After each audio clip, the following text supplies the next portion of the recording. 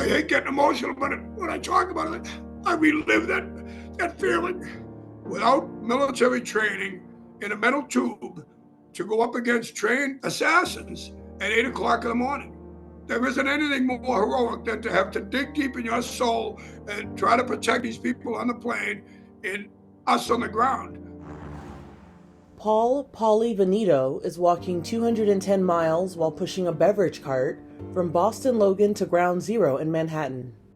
He will walk the path that American Flight 11, the first plane to crash on September 11th, took before hitting the World Trade Center.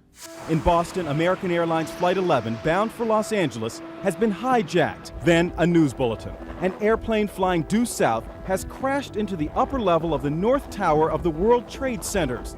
But when the buildings came down that day, I knew at that moment something inside me just clicked. And I said to myself, I'm going to do whatever I can. I don't care what it's going to take, but I'm going to make sure we don't forget these guys on that airplane. The former United Airlines flight attendant began walking in 2021, pushing an airline beverage cart from Boston-Logan International Airport to Ground Zero. That walk was for the route Flight 175 took that day, a flight Paulie worked before the attacks. I landed in Boston at 8 o'clock the night before 9/11, and I just finished a 3-day trip. I went out of Boston Saturday morning on Flight 175, and the next day I went from LA to Chicago. Monday, I flew Chicago to Boston and landed at 8 o'clock at night. And the next morning, 175 went back out. 9:03 a.m., a surreal event unlike anything in the history of the broadcast media. Countless viewers are watching live when suddenly an airplane is seen flying in an easterly direction. The plane swings around the southern end of the second World Trade Tower and explodes on impact. And I saw the second plane hit. The whole world was in shock. Everybody was affected. The whole world was affected.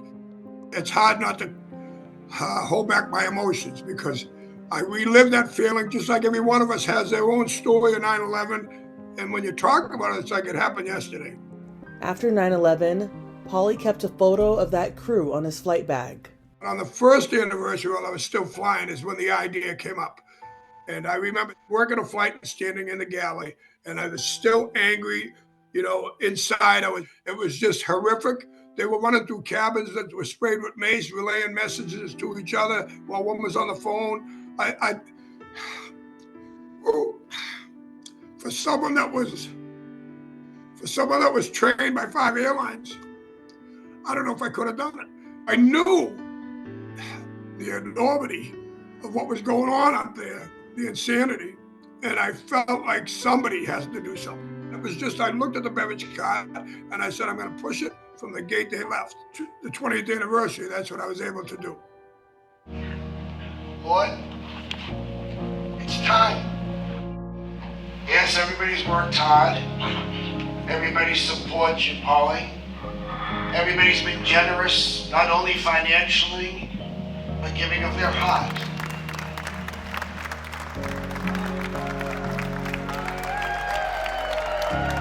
And now it's time. It's time because we're going to say goodbye to you. Once this year's journey is done, he will have walked the routes to all 4 flights hijacked, a distance of 750 miles. These guys were just regular citizens, but they fought terrorism, and it was pretty bad. So when I'm on the street and my legs are killing it, I'm going up mountains in Pennsylvania, and the stuff I had to do is really, I'm just pushing a cart. The conditions aren't always ideal. Rainstorm, I went through 2 hurricanes the first year. Last year was pretty hairy last year on the mountains. That was pretty dangerous. These tractor trailers were flying by us. It was unbelievable. I mean, they were blowing me in. It was crazy. Paulie gets cheered on along the way. Fire trucks are escorting me. Police are escorting me. All the neighbors are talking to each other, waiting for me. I had a woman jump out of a car in the middle of a hurricane. And the first day was a hurricane. And she jumped out of the car and said she saw me in the news. I needed to walk with you, Paulie. And the stories continued every single day. There's something about this beverage car going down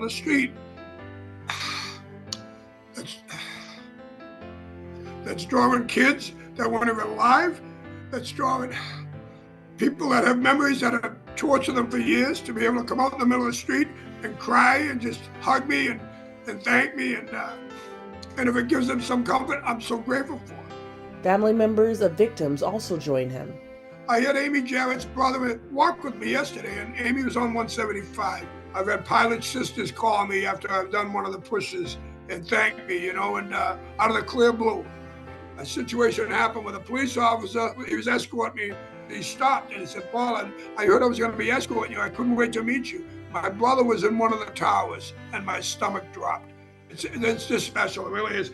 I don't know what that's going to be like, but I know something's special along the way. After this year's final walk, Paulie promises to continue honoring victims in some way. Little did I realize 22 years ago when I was standing in that galley, that airplane, when I looked at that beverage cart, that I could have never have thought that it would turn into what it's turned into. I could just tell you, I have a burning in me that I've never experienced in my life. It's the least I can do for these people. It's make sure that car's here on time. It's the least I can do. This is the best way for me to honor these guys, is to keep their legacy alive. For Inside Edition Digital, I'm Andrea Swindall.